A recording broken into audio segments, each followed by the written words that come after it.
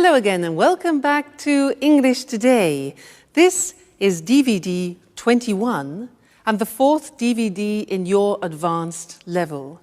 And in this DVD, we'll start again with another 2 episodes of our story, That's Life. And then after that, in our special TV programs, our music expert will be talking about the Royal Opera House in London. And then our travel expert will be looking into volunteer holidays. Then, in the grammar section, we will look at ways of expressing your likes and dislikes. And we'll also study different ways of expressing feelings of regret. All right? So enjoy your viewing.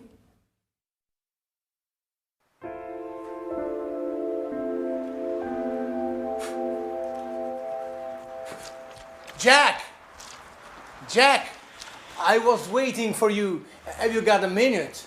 Sure, Edward. What's up? You want to put some muscles in your film? Oh, Jack, you're quite a joker. I need some advice about a rather delicate matter. Well, it's about women. Oh, well, then you've come to the right person. When it comes to women, in all modesty, I'm sort of an expert. Go ahead, shoot. But make it fast. I have to get to the gym. Oh, well, don't worry. It's like this. If a woman lets you mysteriously know that she's keen on you, and if you didn't expect it, but then you find that you don't mind the gesture, in fact, because of this, you find that you are becoming fond of her. And if she acts as if nothing has happened... Whoa, Edward. What are you getting at? I don't understand it. Is this a new idea for a film? Because if it is, you should think about rewriting this script. It seems very convoluted to me. Jack, stop joking. It's a serious matter. I just don't know how to behave. I can't stand this situation. Well, okay. Let's take this from the top. So, a woman goes for you. However, she doesn't do it openly. But then she pretends as if nothing has happened. And, as far as I can tell, you don't dislike the idea. Have I got it? Exactly. What should I do? Well, the fact, her behavior leads me to believe that she's fond of games. So use that. Play the mysterious man. And then surprise her with something special. You know, like take her out to dinner, or write her a poem, or send her some red roses. Women really go for that kind of thing. Really? I got an idea. I'd really like to meet this mysterious woman. What she sees in him is beyond me.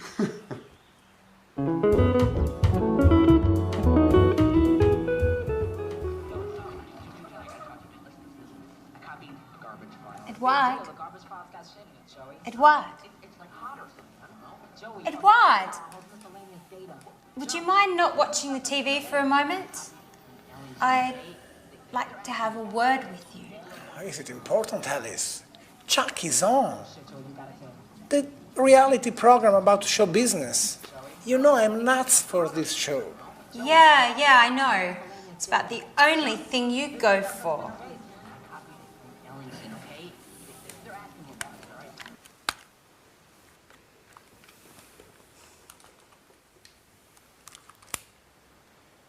What's up, Alice?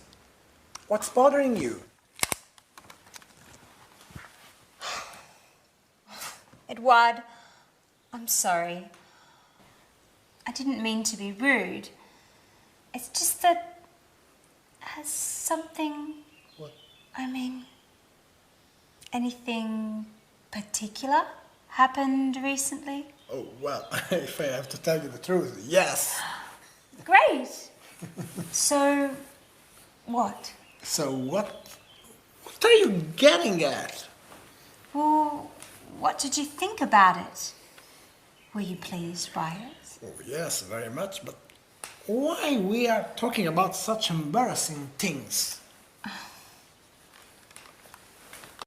think you should talk about it, Edward. Once and for all. You think you know me? I'm not good with words. Well then, get into action. I think you've already waited long enough. Maybe you're right. I'm a klutz, aren't I, Alice? Well, yes, but you can fix it. I'll surprise you. By the way, Alice, have you decided what are you going to wear for our date yet? Oh, our date? Are you serious, Edward? Sure, our date with Mr. Martin, the television producer. That date? Have you forgotten? No, don't worry. I haven't forgotten about it.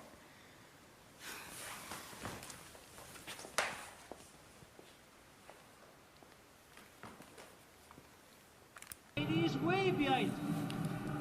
No one jumps for the ball, no one calls for the ball. Carney's slightly out of position, just snaps the ball and scores.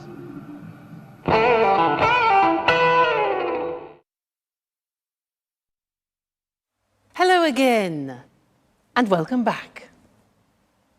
Jack and Edward in that episode were talking about what they like doing and what they dislike doing.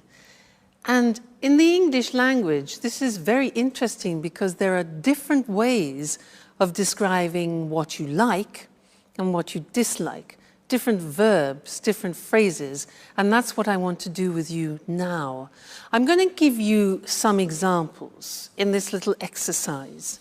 And if you listen carefully, you will notice how many different forms there are. It's like a little quiz. I'm going to talk to you about an animal, all right? I'm going to describe what this animal likes doing and dislikes doing, and then I want you to try and guess what the animal is, all right? So are you ready? Listen carefully. Well, these animals are keen on eating big animals. They're keen on eating big animals. They're fond of basking in the sun in the long grass.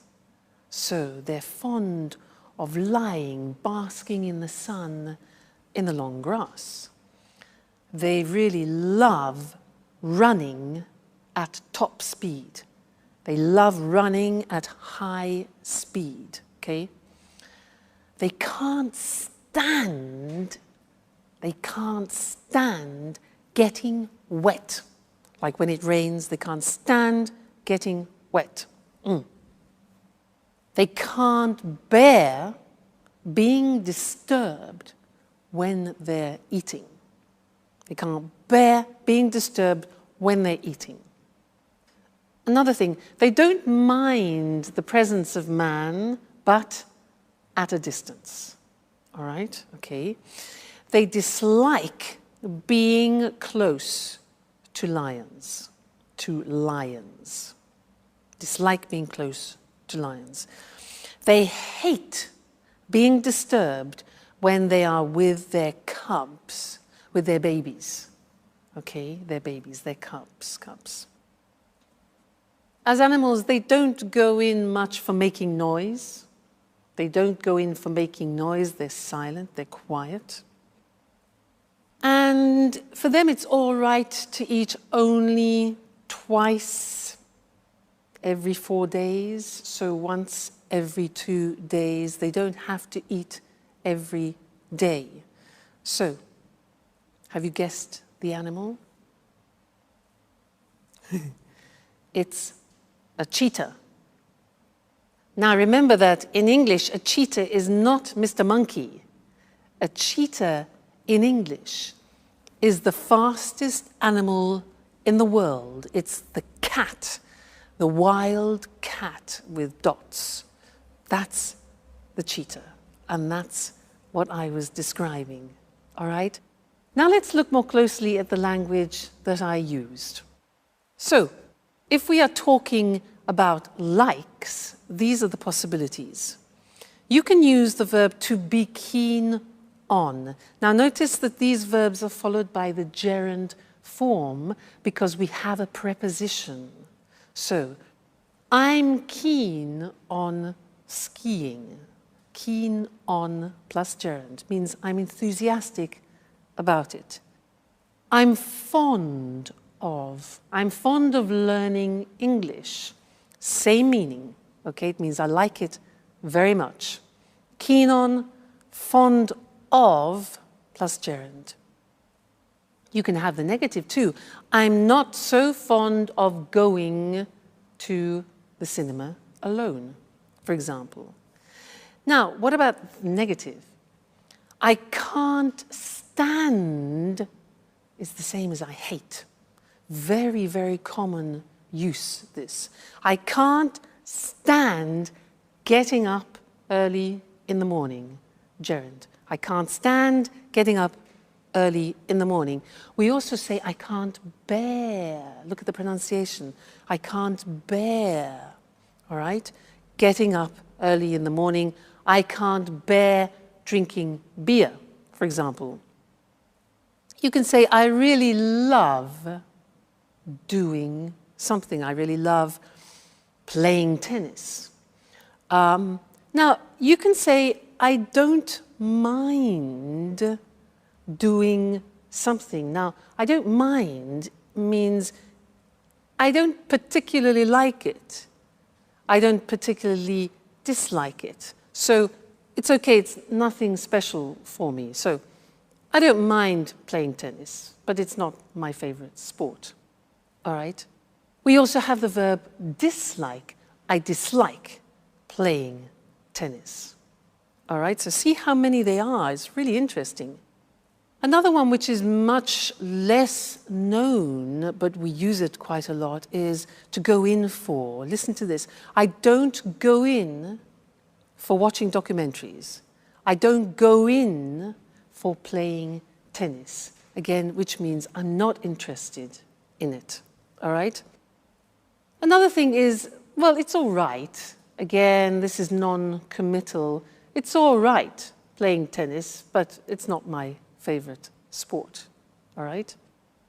And then something similar to all right is it's okay. Well, it's okay eating rice, but I'm not really very enthusiastic about it. So you see how many different examples we have to describe like and dislike in English. And again, these are things that we use every day, so you need to practice them often. So it's okay learning English, and you are excellent at doing it, and I like seeing your progress. Okay, great. Well, that's this lesson, and we'll see you again in the next one. All right, bye for now.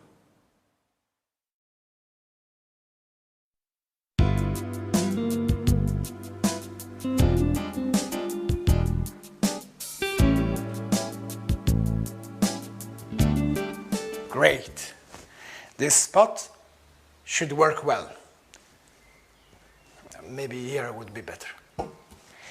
And I'll put the card here, next to this.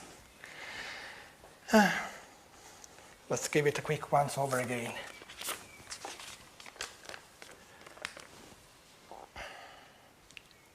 And I should have done this long ago.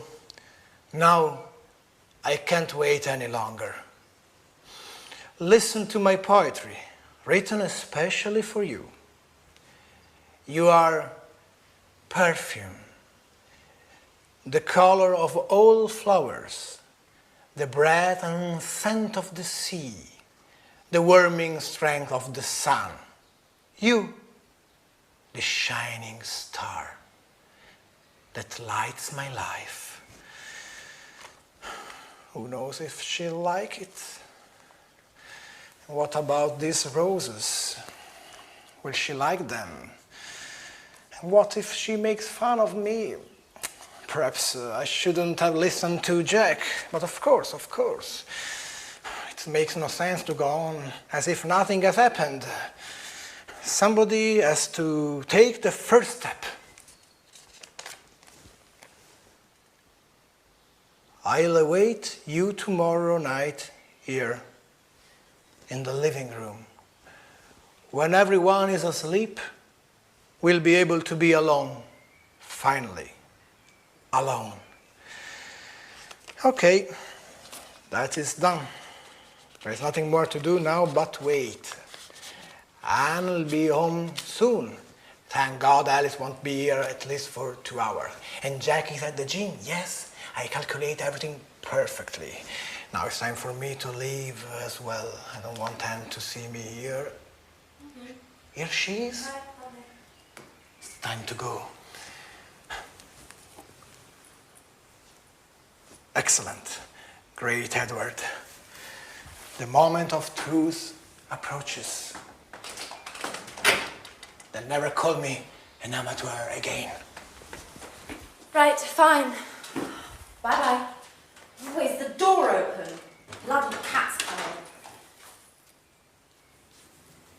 Oh, what are these? For me? Oh, they're beautiful. I wonder who sent them. Oh, what poetry. Who could have written it?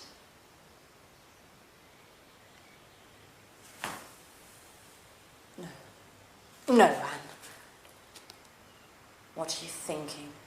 Now, don't be silly. It can't have been Jack. Oh, my God. But then again, he's the only person I can imagine who would have written such lovely poetry and... Oh, my God. Oh, what if it were Jack? Now that Sharon is out of the picture... Who would have ever thought that one day...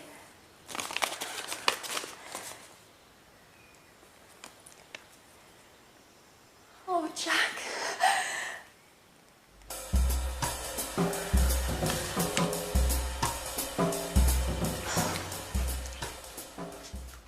Hi, Anne. Hi, Alice. My, aren't we feeling chirpy today? Yes, we are feeling chirpy. I've just received a mysterious and completely unexpected surprise. So, what is it? What's all the suspense for? I'm sorry, Alice. I'd like to keep it a secret for the time being. There's something I have to check up on first. But don't worry, I'll tell you soon enough. Now, why don't you tell me, how's it going with Edouard? By the look on your face, I would guess things aren't going very well. You said it. A complete and utter disaster. I should never have written that card. Why? What's the matter? That's the problem. Nothing has happened. Edouard acts as if he'd never read that card. And yet I know he read it. I'm absolutely certain of it. Why are you so sure? Well, he told me in no uncertain terms. I fished around, vaguely, and he admitted that something strange had happened, and he also said that he was very pleased. And then nothing. No words, no actions. At this point, I think he was referring to something else entirely. Or else, I just have to accept the fact that he isn't interested in me. Oh, don't get depressed, Alice. If you want my opinion, I think you should have told him in person. Face to face is always better than playing games. At any rate, you've still got time. Why don't you sit down and have an earnest word with him? No way! To be embarrassed further? Anyway, there's something fishy about this whole story. Either Edward is acting like a complete fool, or else he hasn't truly understood what I feel for him. Oh, I need some clarity. From now on, I'm going to scrutinize his every move.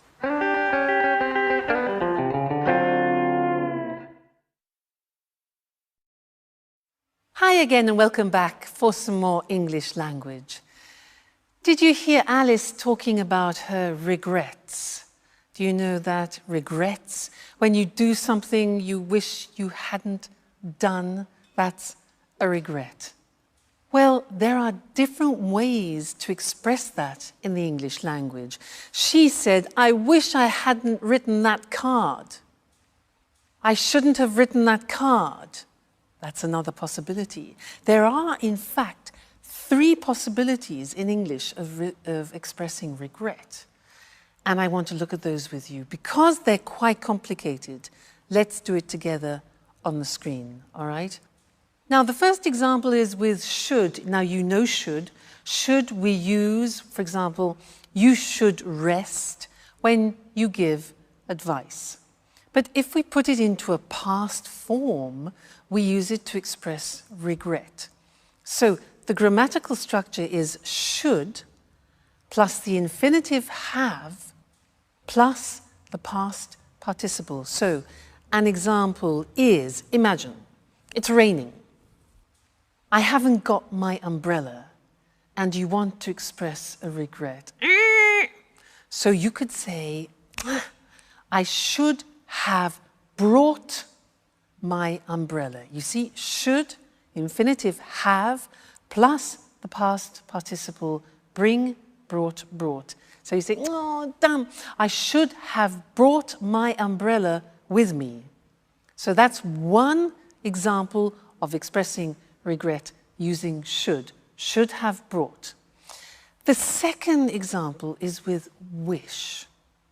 So it's raining and you think, oh, damn, I wish. Now, the grammatical form is I wish I had brought. That is the past perfect. Had is the auxiliary of have in the past, then the past participle. So, I wish I had brought my umbrella with me. So, I should have brought. I wish I had brought. And the last one is very similar to wish. It's if only I had brought my umbrella with me. So there again we have if only followed by the past perfect. If only I had brought my umbrella with me. All right? So 3 forms of expressing regrets. Let's practice. Situation. I've got sunstroke. My face is burning because I've been on the beach all day. Regrets could be, I shouldn't have stayed in the sun so long. Shouldn't have stayed. I wish I hadn't stayed in the sun so long. If only I hadn't stayed. Get the idea? Yeah? Good. Next situation. My car has broken down again. It's stopped. My car's broken down again. Regret. I should have taken it to the mechanics. I should have taken it to the mechanic earlier for a checkup. Or I wish I had taken it. You see, you can use one of the 3 forms, exactly the same meaning, all right? Great. Next one, I'm completely lost. Situation, I am completely lost. Regret.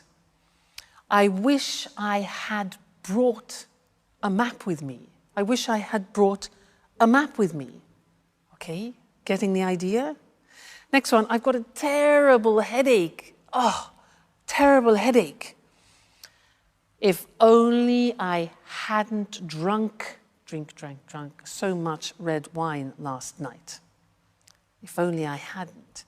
I shouldn't have drunk 3 bottles of red wine last night. Now I regret it. Another one. Damn, I missed the plane. I missed the plane. My alarm clock. Bzzz. I should have put the alarm clock on. Obviously. And the last one, my PIN card. I'm trying to get money. I've forgotten my PIN card for my cash dispenser card. I should have memorized it better. If only I had memorized it better. All right, so there are the three forms.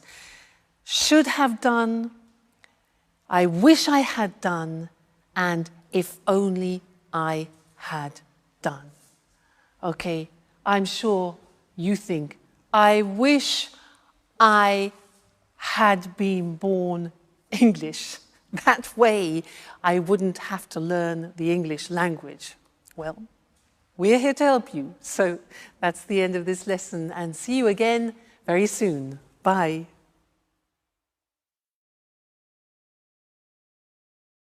Hello and welcome to this week's edition of Music World. And of course, welcome to our music expert, Tony Moore. Hello, Lucy. And good morning to all our music fans. A great cultural icon with a very difficult recent history. A popular TV programme broadcasting these problems to a whole nation. And today, great performances to packed houses. I'm talking about the Royal Opera House at Covent Garden in London. The theatre dates back to 1732, but recently it's become more famous than ever. What exactly has been happening at the Royal Opera, Tony? Well, everything started with the restoration work that was begun in 1995. This work is now being completed, and we have the modern performance space that it is today. I can't see any trouble there. Sure. But the restoration work was partly funded by the National Lottery. What do you mean, partly funded? How much money came from the lottery? The lottery gave £58.5 million towards the work. Quite a lot of money. Remind me how the lottery works. Lottery tickets cost £1 and are sold all over the country. And there's a big draw once a week. OK, so the Royal Opera House received £58.5 million from the lottery. What happened next? The restoration work was completed in 1999. Tony Blair's Labour government had given the Royal Opera this lottery money on condition that it made opera less elitist in the future by keeping some of its seats reasonably priced for citizens earning an average wage. Did they do that? Yes. But let's not rush things.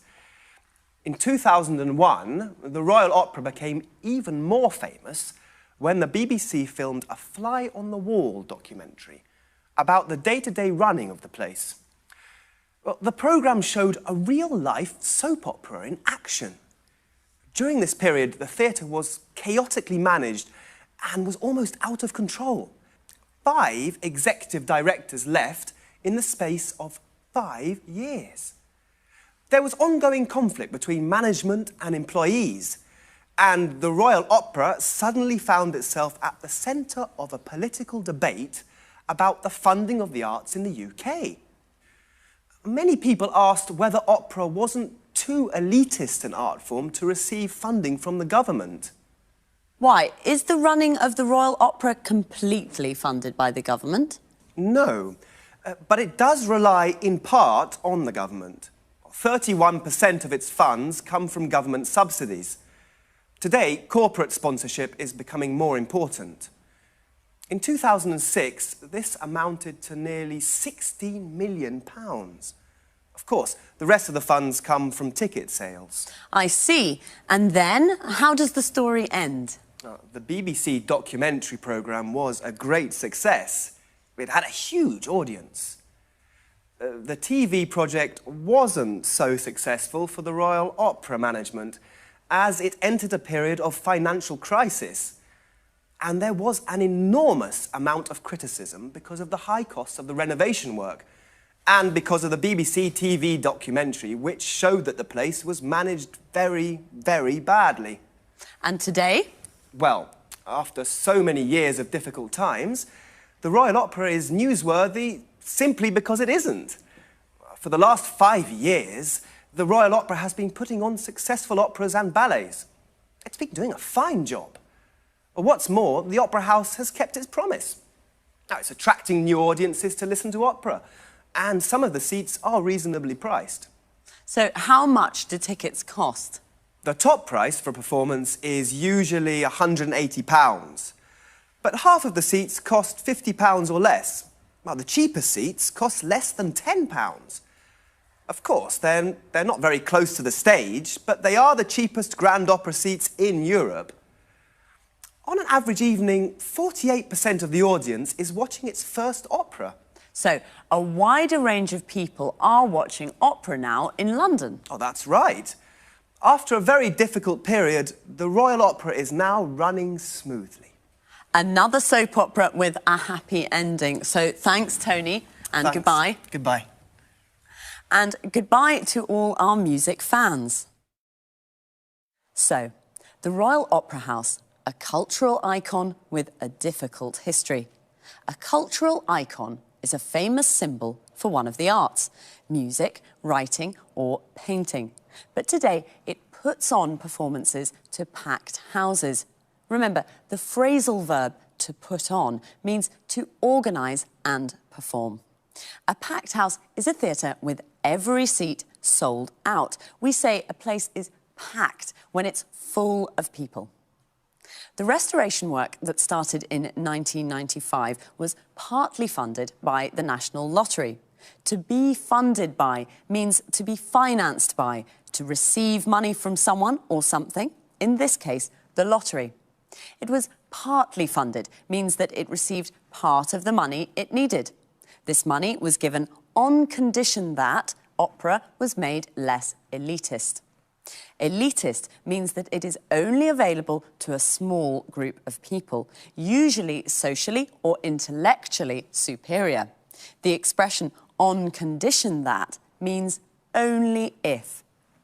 The BBC filmed a fly-on-the-wall documentary about the day-to-day running of the place. A fly-on-the-wall documentary is a programme that shows everything that happens in real-life situations. Day-to-day means daily, of every day. So the day-to-day running of the place means the normal, everyday administration of the place. This real-life soap opera showed the theatre was almost out of control. A soap opera is a TV programme with many episodes that looks at the day-to-day lives of a group of people. Out of control means there is no control, like chaotic or disorganised.